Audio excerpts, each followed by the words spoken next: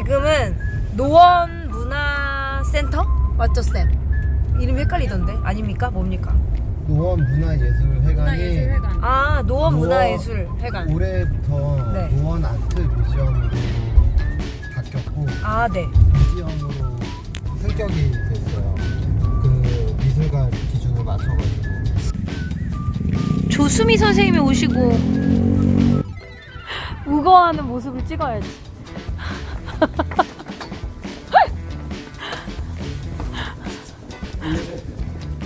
엘리베이터. 되게 예뻐.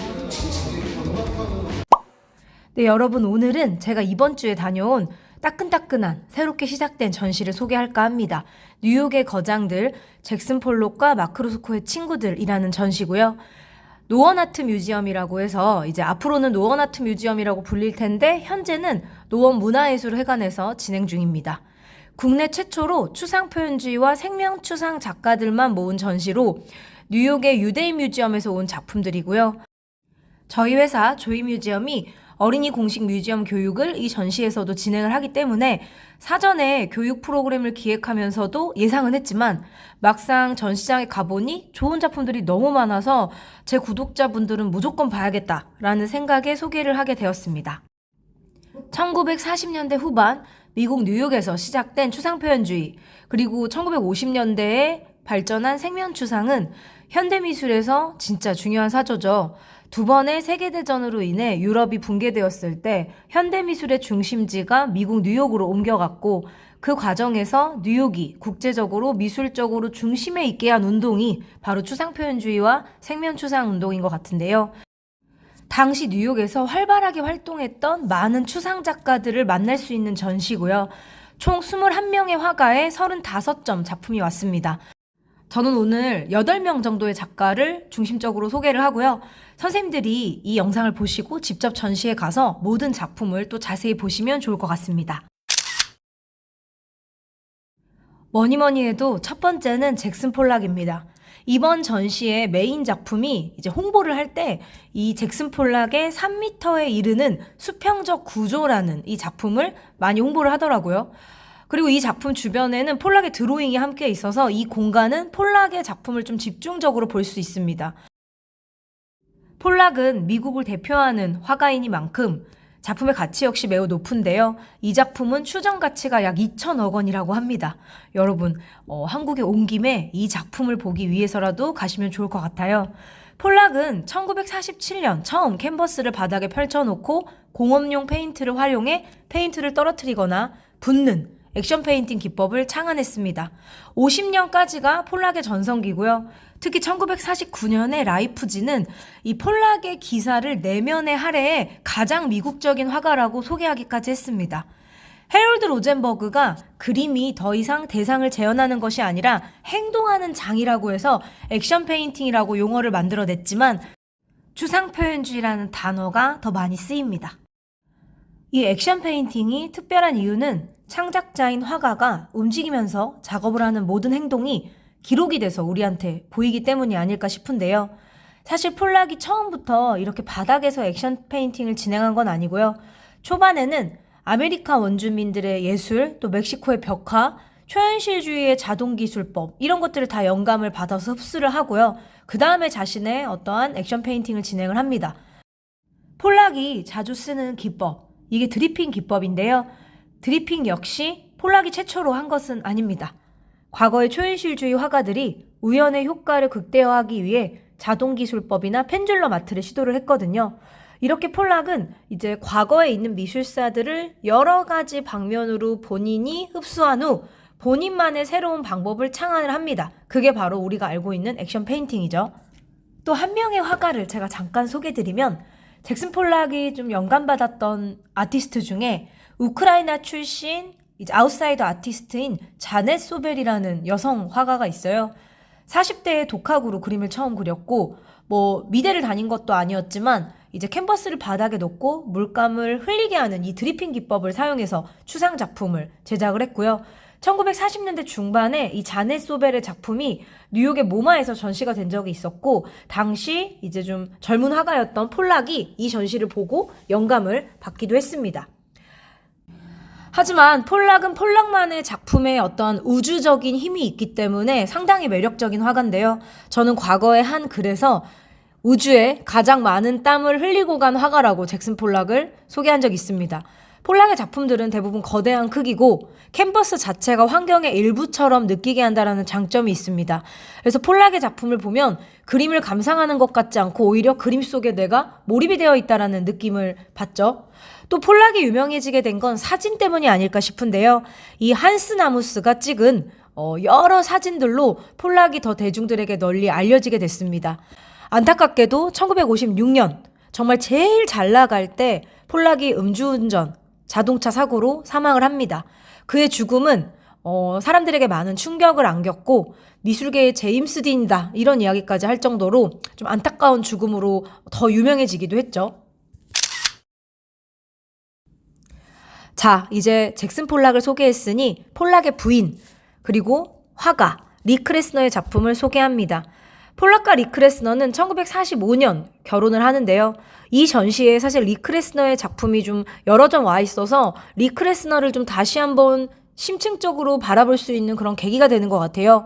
실제 요 당시에 폴락을 알아본 그런 멋진 여성 작가이자 이제 동료가 바로 리 크레스너였는데요.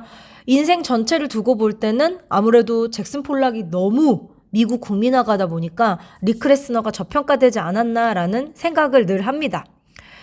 크레스너는 여러 가지 작품 시리즈가 있는데요. 과거에 본인이 진행했던 작품을 찢어서 다시 재조합하는 콜라주 방식의 작업도 있고요. 콜라주 형식의 작품도 이번 전시에 왔습니다. 1970년대 작품이고요. 또 제가 좀 재밌었던 건 리 크레스너가 초창기에 1930년대에 큐비즘에 좀 매료됐던 시절이 있는데 이 38년도에 목탄으로 그린 큐비즘에 영향받은 정무라 이 작품도 이번 전시에 왔습니다. 개인적으로 가장 좋았던 작품은 1948년도 작품인데요. 이거는 실제로 봐야 훨씬 매력적입니다. 평평한 수평 표현에서 작업을 하면서 계속 격자형 구조 안에 물감을 붓거나 그리거나 위로 쌓아 올려서 마티에르가 두껍게 느껴져요. 규격화된 어떠한 공간 안에 질서 있게 추상 작업을 밀도 높게 한 작품입니다. 리 크레스너는 단순히 폴락의 아내로서가 아닌 예술적인 개성과 창의성으로 현대 추상미술의 한 축을 담당하고 있는 독립적인 예술가입니다. 실제로 여성 예술가로서의 정체성을 유지하면서 남성이 정말 많았던 이 추상표현주의계에서 독립적인 작품 활동을 이어나갔다라는 점이 가장 존경할 만한 점이고요. 잭슨 폴락과 리 크레스너는 재단이 있는데요. 이 폴락 크레스너 재단은 1985년, 즉 리 크레스너가 1984년에 사망을 했고요. 그녀의 유언에 따라 설립된 비영리 단체로 여전히 전 세계의 시각예술가들에게 재정적 지원을 합니다. 남편 잭슨 폴락의 사후 잭슨 폴락의 작품을 관리하고 예술가로서의 유산을 보존하는 데 상당히 힘썼던 리 크레스너는 자신이 죽고 난 후에도 젊고 재능 있는 예술가들을 지원하기 위해 재단 설립을 계획을 했고 실제로 이 재단은 매년 100명 이상의 신진 예술가들에게 총 200만 달러 이상의 어떠한 상금을 수여하고 있고요. 현재 전 세계 79개국의 5,000명 이상의 예술가들에게 이 지원이 제공이 됩니다. 그래서 여러분들이 잭슨 폴락의 작품도 보고 잭슨 폴락의 부인이자 훌륭한 여성 예술가였던 리 크레스너의 작품도 꼭 놓치지 않았으면 하는 마음입니다. 세 번째, 마크 로스코입니다. 마크 로스코는 정말 팬이 많죠. 컬러필드, 즉 생면추상으로 유명한 화가인데요. 모두들 로스코가 온다고 딱 했을 때 당연히 추상화를 많이 기대하셨겠지만 사실 로스코는 초창기에는 구상화도 많이 그렸습니다. 저는 작년에 루이비통 재단에서 마크 로스코의 전 생애를 조명하는 회고전을 보고 사실 로스코의 초창기 작업에 너무 매료된 사람 중에 한 명이에요. 이 전시에서 1941년, 42년에 완성된 로스코의 구상 작품을 볼 수 있습니다. 자, 이것은요, 제목이 십자가인데요. 자세히 보면 십자가에 못 박힌 예수의 팔, 그리고 다리가 분절돼서 화면에 배치가 됐습니다. 그리고 위에는 이리저리 슬픈 눈빛을 굴리는 인간의 얼굴, 즉 예수죠. 이 얼굴의 형상이 있고요. 이 작품은 로스코가 그린 마지막 인물화라고 하는데요.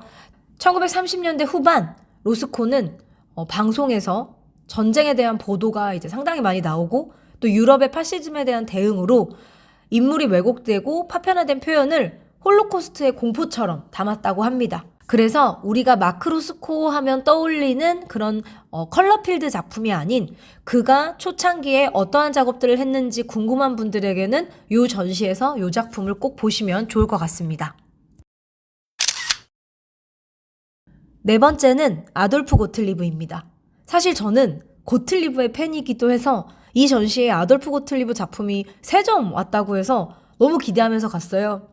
아돌프 고틀리브는 미국의 추상 작가로 김환기가 고틀리브를 좋아하기도 해서 좀 알려져 있는데요. 1963년 김환기 작가는 제7회 상파울루 비엔날레에 한국 대표로 참가를 해서 동양적인 자연관을 반영한 작품들을 선보입니다. 그런데 이 비엔날레에서 미국의 추상표현주의 화가인 아돌프 고틀리브의 작품이 대상을 수상을 하게 돼요.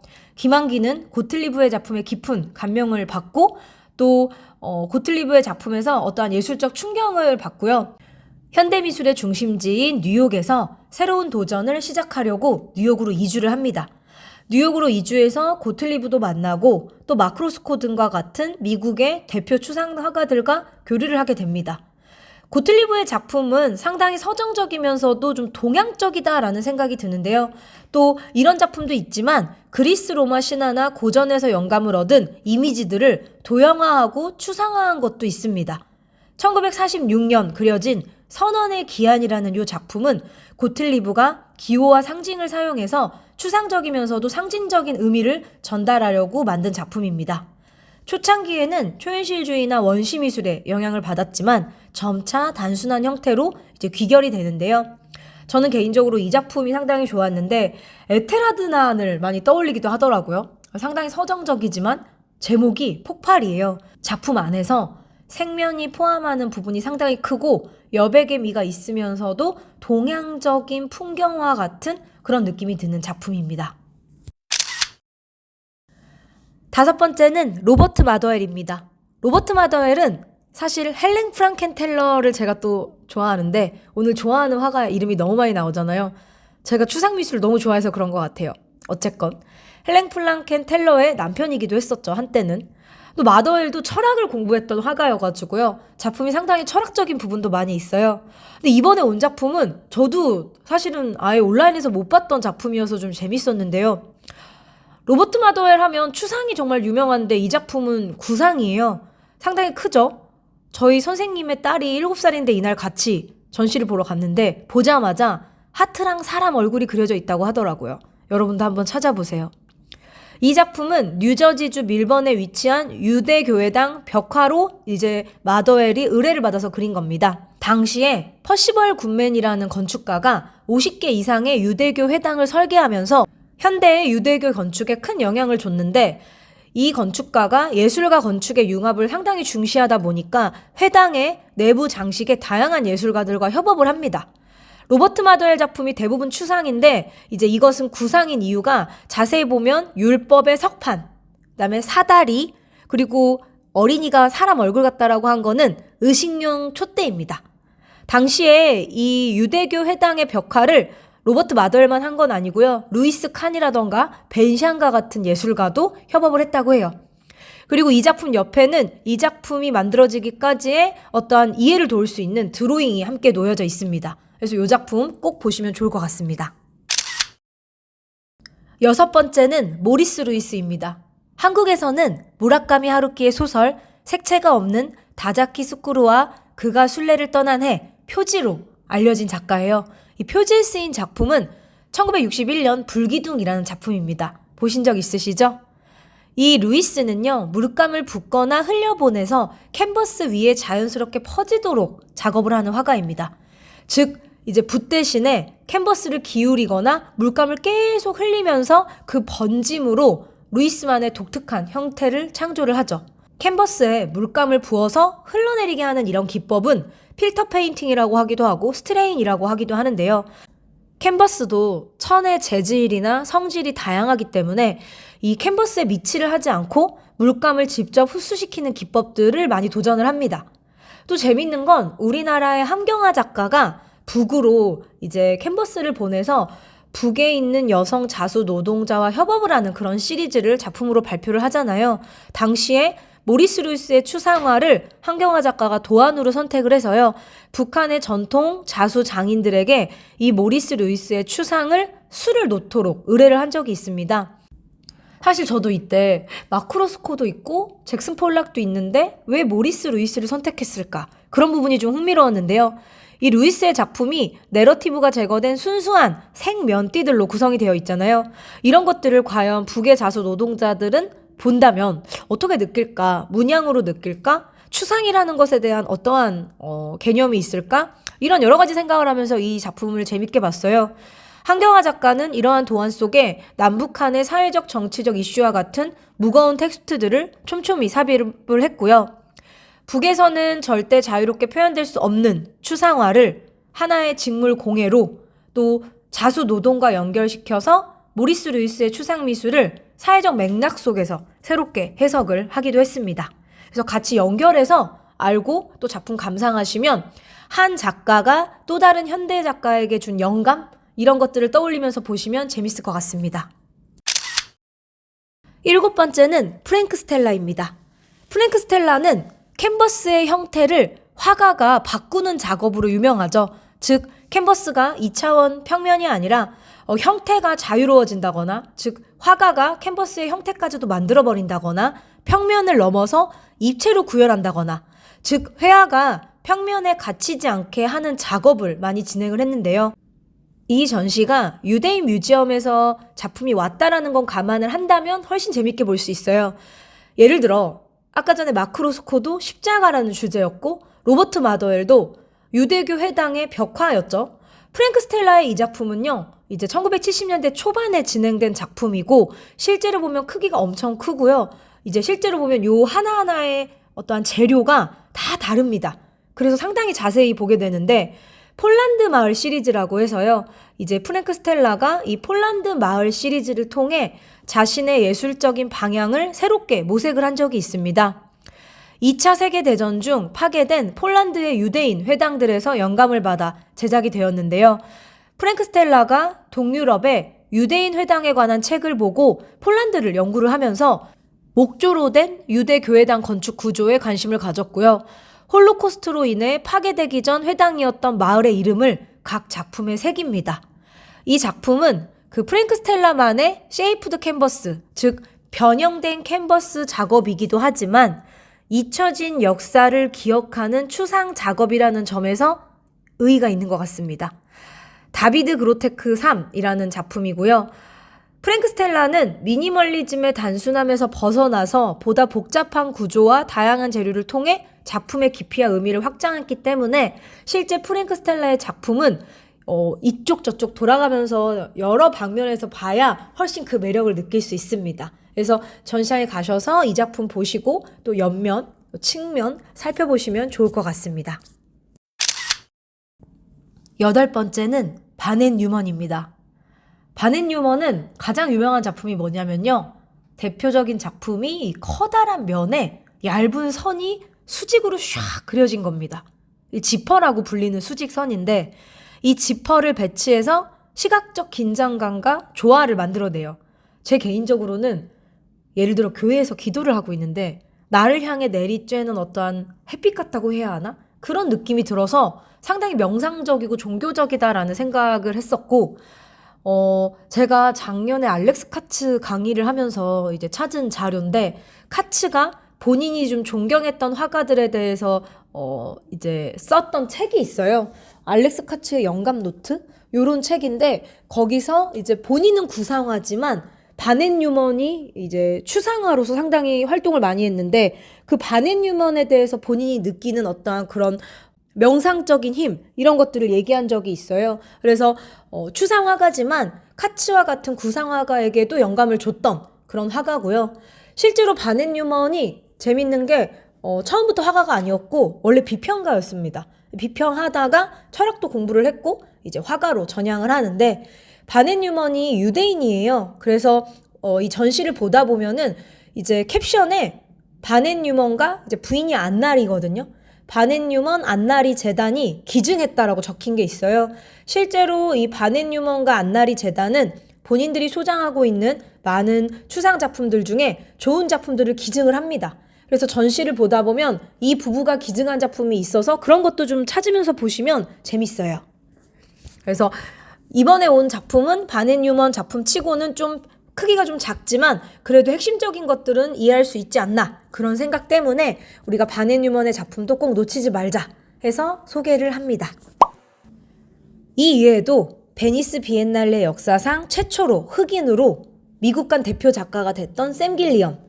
이 샘 길리엄은 우리나라에서는 페이스 갤러리가 전시를 해서 좀 많이 알려져 있는데요.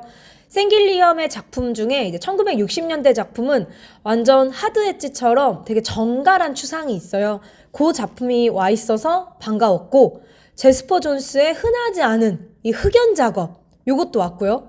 또 솔루잇의 어떠한 물감 드로잉, 붓 드로잉, 그 다음에 이미 팬이 많은 레베카 호른, 어떠한 신체를 활용한 예술을 하는 레베카 호른의 작품, 리처드 세라, 잭 투얼코프, 미리암 샤피로, 이런 작가들의 작품이 모두 왔습니다. 티켓이 사실 너무 가성비 있다라고 생각해서 제가 관계자분한테 요즘 티켓 다 25,000원 막 이런데 여기 가성비 좋네요 이랬더니 막 웃으시더라고요. 15,000원이고요. 또 어린이 미술 교육도 그래서 이제 다른 전시보다는 가격이 매우 효율적이에요. 38,000원입니다. 그래서 가족이 함께 가서 전시도 보고, 어린이들은 미리 조이뮤지엄 프로그램 신청해서 어린이 뮤지엄 에듀케이터인 저희 선생님들하고 함께 진행을 하면 좋을 것 같습니다. 그러면 이 전시 보고 오시거나 혹은 보러 갈 예정이신 분들은 댓글로 의견 많이 남겨주시고요. 제가 소개한 작품 이외에 좋은 작품이 정말 많기 때문에 꼭 직접 가서 보시면 좋을 것 같습니다.